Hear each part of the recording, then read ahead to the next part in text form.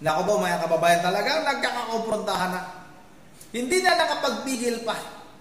Itong si Senador Rodante Marcolita talagang nilapitan na. Itong si Senate President Tito Soto mga kababayan.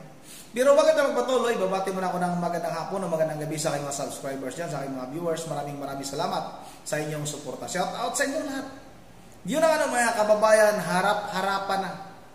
Harap-harapang inamin ni Senate President Tito Soto mga kababayan na magkasabwat sila ni Speaker Martin Romualdez. Umamin na mga kababayan, nanggaling na mismo sa kanyang bibig na nag-usap sila ni Speaker Martin Romualdez mga kababayan. Ngayon confirm na itong si Tito Soto ay sunod-sunuran kahit ang baluslos mga kababayan.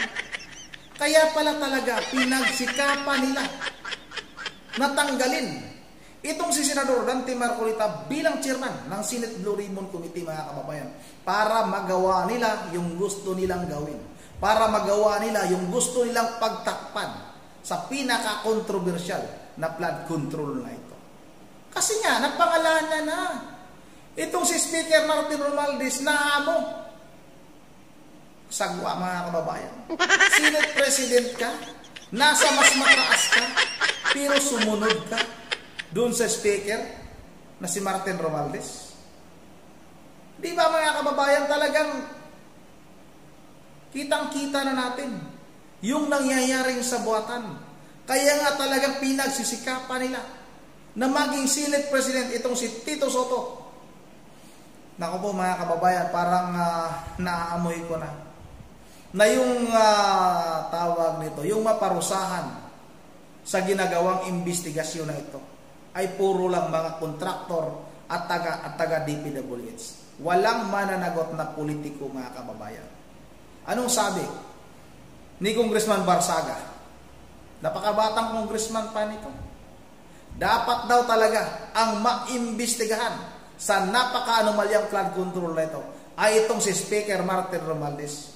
Mismong yung batang congressman mga kababayan ay gustong paimbestigahan itong si Tambaloslos mga kababayan, na ayon naman sa kanyang pinsan na si Senador Amy Marcos, Bonjing Nabuaya.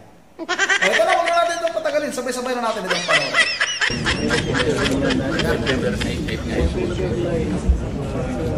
Yes, September 9, hindi na ako yung chairman. Even assuming that he was still chairman, wala ka na violate eh.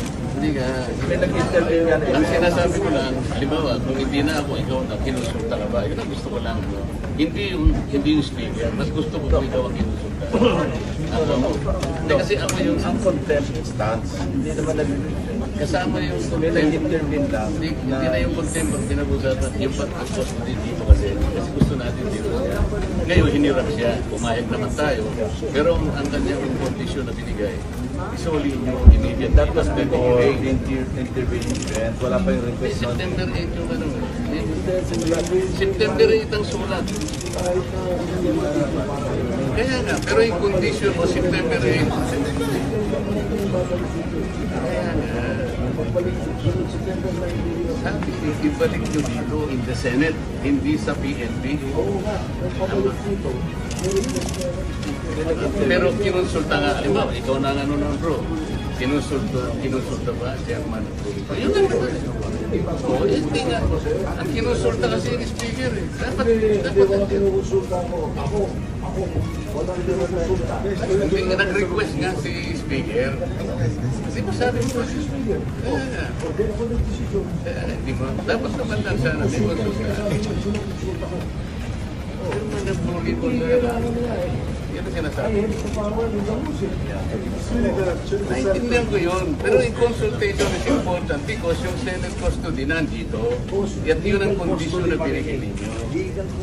But that was the condition that you gave. Senate. Condition.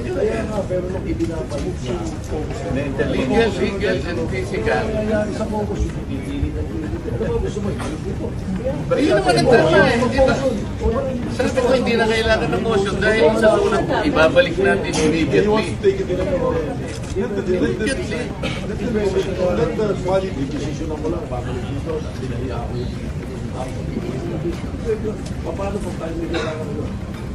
Ewan ko kung paano tayo mga kailangan sa kanila. As far as we are concerned, kung ano yung... Si JP Mendoza, kukunin natin eh.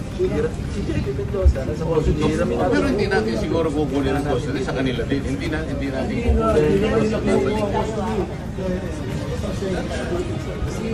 Yan, merienda muna tayo.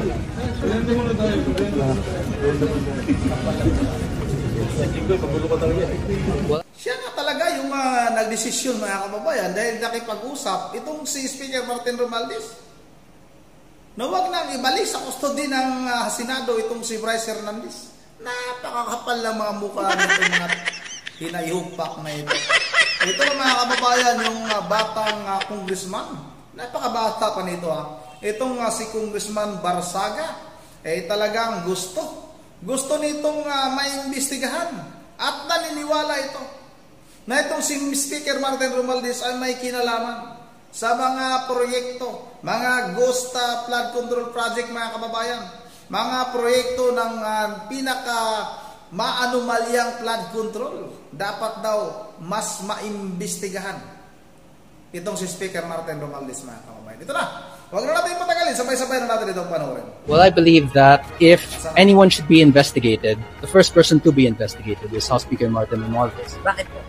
Because he's now Speaker. I have some personal knowledge. I will not be elaborating that yet. But I'd like for Speaker Romualdez to also be involved in the DPWH hearings. Sir, hindi nyo naman talaga sinusuportahan yung speakership ni Speaker Martin. Napilitan lang kayo iboto siya dahil NUP pa kayo noon. Tama po ba? Yes, that's correct. Saying na involved po Speaker Martin Romualdez sa mga maanumal na projects may hand. I'm saying that it's very unlikely for the Speaker to have no involvement in such a large issue. Talking about the alleged insertions or yung mga kickback of alleged commission. I mean, everything's under the Speaker. Would me possessing evidence make a difference? If the Speaker were to have evidence presented against him in the DPWH hearing, would anything happen to him or would he still walk away free with a warning? See, this is what's going to happen. No matter what form of evidence we show to the public, there's gonna be no results. It will be the same no matter what. That's the sort of justice system we have in our country. But right now, I don't believe that justice can be found within the DPWH hearings. And I don't think that any of the big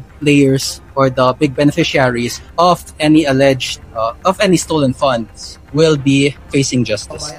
Huwag tayong maniwala na walang kinalaman itong si Speaker Martin Romualdez sa pinakamaanumalyang flood control projects mga kababayan. Baka pa nga, itong mga ghost flood control project, may kinalaman pa itong si Speaker Martin Romualdez. O kaya ngayon mga kababayan, anong ginawa nila sa Senado? Gusto nilang patahimikin mga kababayan. Gusto nilang ilihis yung investigasyon. Gusto nilang mawala sa listahan itong si Speaker Martin Romualdez, kaya pinalitan nila mga kababayan yung Senate President dahil gusto nilang tanggalin itong si Senate Blue Ribbon Committee Chairman Rodante Marcolita. Yun talaga yung kanilang target. Nadamay na lang itong si Senate President Chis Escudero dahil hindi pumayag Hindi pumayag nung tinawagan siya ng isang malaking tao na wala naman tayong ibang pinagdudahan kasi nga malaki. Hindi lang sa malaki yung timbang mga kababayan. Sinabi ko na nung kahapon na kung pag-usapan natin, kung banggitin natin, kung sino yung malaking tao na yan, wala nang iba. Kung sa laki lang itong si Speaker Martin Romualdez, maliit lang naman itong si Marcos At maliit lang. Halos yung kapangyarihan ni Marcos talo dito kay Bonjeng mga kababayan. Sinabi na nga noon ni Senadora Amy Marcos na yung Pilipinas ay pinapatakbo lang ng dalawang tao mga kababayan. Dinidiktahan itong si Pangulong Marcos, nitong si Speaker Martin Romualdez at itong kanyang asawa. Sino ba yung asawa nito? Si Lisa Tanas mga kababayan. Yun na yung talagang nagpapatakbo sa ating bansa. At ito naman kasabwat niya dito sa Senado, itong bagong Senate President, halatang halata naman. Talagang hindi niya naman napigilan, inamin niya na, ako yung nagdesisyon, nag-usap kami ni Senate, tawag ito, ni Speaker Martin Romualdez, na wag nang ibalik sa custody. Napaamin din mga kababayan. Yun na nga, dito lang muna tayo. Bago tayo magtatapos ay mag-shoutout lang muna tayo. Nawala bigla yung internet natin. Mayroong bagong komento dito. Shoutout tayo. Shoutout tayo kay Travel Vlogs by Toto. Maraming salamat sa iyo, ha. Lakos ang bag. Lakos. Shoutout na rin kay Fulgencio Rosity. Mami Merly, shoutout. Shoutout kay Mami Lisa Borby, kay Carl. Kay Ecclesiastis. Kay Melchor Rinda, kay Doms Rio, kay Carl Binukit TV Idol, shout out sa iyo. Ma'am Joyce ng Japan, Ma'am Virgil Religious ng Pulilan, Bulacan. Sa kanya mga apo, si Coco Dion, Yuri at saka si Sagi. Shout out rin kay Jose Anacito Baer. Shout out kay Crisanto Bornia at kay Mibilin Balikaw ng lagi ko nakakalimutan tong lugar ni Ma'am Mibilin, sa may ano ba yun? Kalimutan ko naman. Yun na nga, dito lang muna. At once again, this is Ronde TV mo. Ilocos Norte pala. Once again, this is Ronde TV mo. Ingat na lahat. God save the Philippines.